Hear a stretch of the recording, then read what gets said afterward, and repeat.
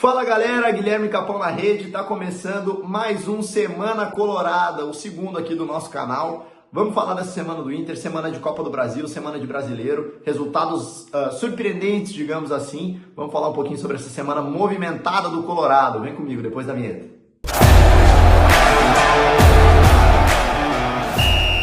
O Inter começa a semana jogando contra o Maracanã, um time que eu esperava que não iria impor dificuldade alguma para o Inter. Como eu falei no vídeo anterior, eu esperava que o Inter viesse modificado, acho que realmente era o momento de poupar, só que o Inter poupou e não amassou. O Inter, na verdade, empilhou um monte de oportunidades, um monte de finalizações, mas não conseguiu efetivar, né? Criou volume, mas não matou o jogo. O Inter consegue fazer somente 1-0 no final do jogo, um jogo que já tinha ficado tenso o suficiente, porque vai dando aquela aflição no torcedor, o time lá em cima, mas não conseguia converter em gols efetivos, né? Porque teve gols anulados, teve 2 gols anulados, um de cabeça do menino Raikkonen e outro golaço de letra do Wesley. Só que no final das contas, ficou só 1-0. Né? Então o Inter pouco inspirado no seu ataque, pouco inspirado na hora das finalizações, construindo muitas chances através de cruzamentos, sem muita construção por dentro. Além disso também, muitos chutes de fora da área, que é uma arma, mas não pode ser o principal. E eu já vou chegar onde eu acho que está o furo, né, dessa equipe do Inter para jogos como foi contra o Maracanã. Eu acho que, antes de mais nada, o Inter deve ir atento para esse jogo de volta, porque não sei ao certo quais condições que vai encontrar lá. Tem um bafafá de que o Maracanã talvez fosse vender o mando de campo para conseguir faturar, de repente, um pouquinho mais com esse jogo contra o Inter, o jogo de volta lá no Ceará. Então, não se sabe ainda se o Inter enfrenta a capital, né, de Fortaleza, no campo do Fortaleza, no caso, lá no Castelão, ou se pode ser que leve o jogo para, de repente, um campo lá do interior do Ceará. E aí é problema. Porque às vezes pode encontrar questões climáticas, pode encontrar a questão da viagem, a questão das acomodações, tudo isso pode criar um ambiente que às vezes pode favorecer a zebra, vamos dizer assim. Não estou dizendo que o Inter deve perder lá pro Maracanã, mas acho que é bom ficar de olho, porque eu esperava que o Inter fosse sair com uma goleada daqui. E não foi o que rolou, então olho nesse jogo de volta. Eu anotei aqui aquilo que eu acho que se confirmou nesse jogo, a dependência do Alan Patrick. O Inter depende demais, depende muito do Alan Patrick, porque é aquela coisa, se o Alan Patrick está, o Inter joga bem. Se o Alan Patrick não está, e quando eu digo não está, não é só não estar no jogo, é jogar mal, é estar bem marcado, se o Alan Patrick não comparece na partida, o Inter se dilui, o Inter não consegue manter aquela mesma consistência, aquela mesma firmeza, aquela criação ofensiva o tempo inteiro, com recursos, e a gente viu isso no próximo jogo da semana, que é o Corinthians, né? A gente já vai chegar nesse jogo. Então o Inter controlou, criou, gerou volume para cima do Maracanã, mas não matou o jogo, não liquidou a fatura. Né? Eu esperava que o Inter fosse de repente fazer uns 3, 4-0, com todo o respeito que o Maracanã mereça, mas era um time muito melhor, do que o Maracanã, a equipe do Inter, né? Então eu esperava mais desse primeiro confronto. Mas acho que o Inter deve consolidar sua classificação lá no final de maio, tem que ver as questões de calendário. Então, por não ter goleado, olho no jogo de volta. É isso que o Inter deve fazer. Vira a página, vamos pro jogo contra o Corinthians, jogaço. O Inter perde para o Corinthians depois de ganhar somente de 1-0, né, contra o Maracanã. O Inter perde para o Corinthians de 4-2. Vamos lá, jogaço antes de mais nada, um jogo eletrizante, vira, revira. O Inter conseguiu se reinventar dentro da partida e a gente vai por partes, né? Vamos lá. O Inter, né, começa esse jogo contra o Corinthians com uma estratégia que no início não dá certo, né? Acaba tomando gol relativamente cedo ali um gol do Yuri Alberto, a lei do ex, né, fazendo efeito. E, enfim, depois desse gol, o Inter se reorganiza. Mérito total do Roger. O Inter consegue se remanejar, tira o Fernando da zaga, bota ele de volta para o meio campo, atinge um pouco mais aí os lados, ali os flancos do Corinthians, consegue criar situações de mais perigo e chega na virada. Numa virada até meio relâmpago, né? Em gols próximos um do outro. O que o torcedor esperava? Empacamos, né? O time que consegue virar dentro da Neoquímica, a tendência era que jogasse a pressão toda para o outro lado. Porém, no intervalo, e isso é uma coisa que o Roger não costuma fazer, que é errar no intervalo, o Inter volta pior, né?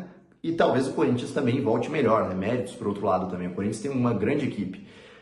Então, o que acontece? Ele tira o Alan Patrick e aí é determinante.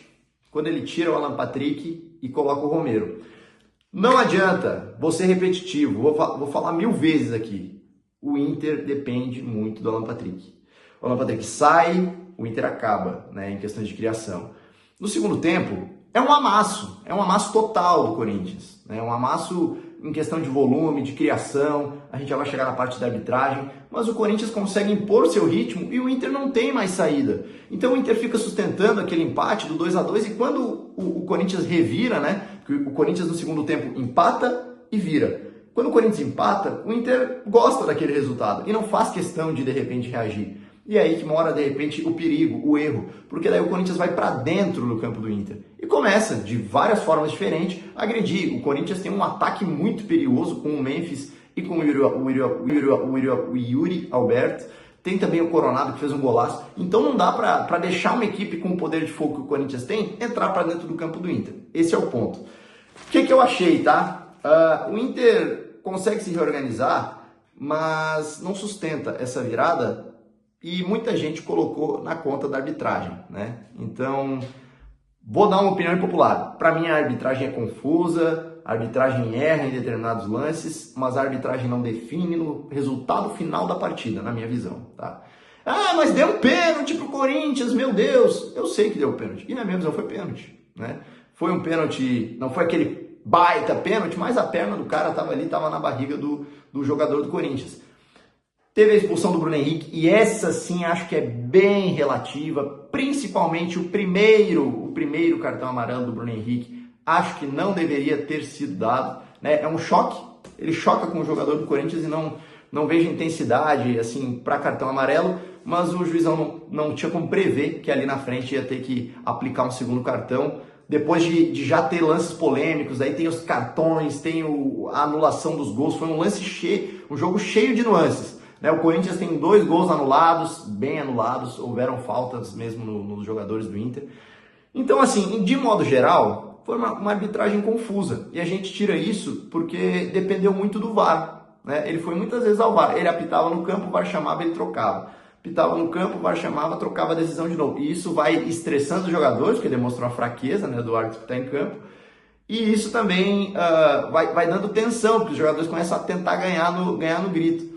Mas eu acho que não foi o que aconteceu. Eu acho que, apesar das confusões de arbitragem, apesar da expulsão negociável, daquele pênalti também negociável, e principalmente a expulsão, acho que levando para esse lado, eu acho que o placar foi justo. O placar foi justo. O Corinthians jogou mais do que o Inter, né? O Corinthians começa melhor o primeiro tempo, sofre uma pressão bem grande do Inter do meio para o final do segundo, né? E daí no segundo tempo é todo do Corinthians. O Inter mal joga. Então, acho que foi uma arbitragem polêmica, mas não foi uma arbitragem que decidiu. O Inter não perdeu por causa da arbitragem. Essa é a minha opinião. E a gente já partindo para a próxima semana, na próxima semana o Inter enfrenta o Atlético Nacional na quinta-feira fora de casa. A semana do Inter começa um pouquinho mais tarde, né? Jogou no sábado e só volta a jogar na quinta. Mas tem viagem no meio disso. A semana do Inter é dura. Enfrenta o Nacional lá na Colômbia, 9h30 da noite, joga e já tem que estar de volta para enfrentar domingo o Botafogo lá no Rio de Janeiro. Ou seja, o Inter sai e provavelmente não volta para Porto Alegre até segunda, né? O Inter deve sair ali, sei lá, terça-feira e voltar só na outra semana, né, para Porto Alegre. Então é uma semana dura, é uma semana que tem viagem, é uma semana que tem vários fatores aí que podem cansar, né, que podem ter que fazer esse elenco girar de novo e fazer com que o Roger encontre alternativas para que o Inter não sucumba como sucumbiu contra o Corinthians. Contra o Maracanã, amassou, mas não decidiu. E contra o Corinthians, se reinventou, mas ao mesmo tempo decaiu de novo. Então o Inter tem que começar a tomar cuidado, né? Porque essa instabilidade, essa oscilação, não vai permitir o Inter chegar onde o Inter quer chegar, né? Aos títulos, à linha de frente, a estar lá em cima. O Inter já deu uma despencada boa na tabela do Brasileiro. Então é bom ficar atento, é bom o Inter procurar alternativas para não perder jogos que deve ganhar, né? Não estou nem falando do Corinthians, mas para times menores principalmente. Então, em linhas gerais, Atlético Nacional na Colômbia na quinta, Botafogo no Rio de Janeiro no domingo. Para mim, empata na Colômbia e empata no Rio de Janeiro. Então é uma semana dura para o Inter, acho que não terão jogos fáceis em nenhuma das ocasiões. Então, muita atenção ao senhor Roger Machado e aos jogadores. São jogos duríssimos que podem ajudar a definir a vida do Inter em determinadas competições, principalmente na Libertadores. O que tu achou? Concordou? Discordou? Fala comigo, se comunica comigo para que eu me comunique melhor com vocês também. Deixa o like, se inscreve no canal, ativa o sininho aí das notificações, vai me ajudar bastante, certo, pessoal? Comenta, me xinga, reclama e a gente vai conversando e acompanhando o Inter nessa próxima semana, certo? Tchau, tchau!